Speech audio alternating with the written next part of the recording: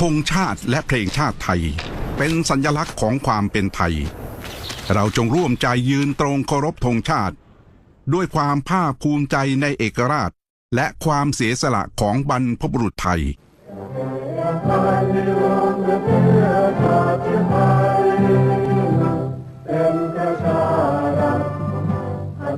คนไทยทุกส่วน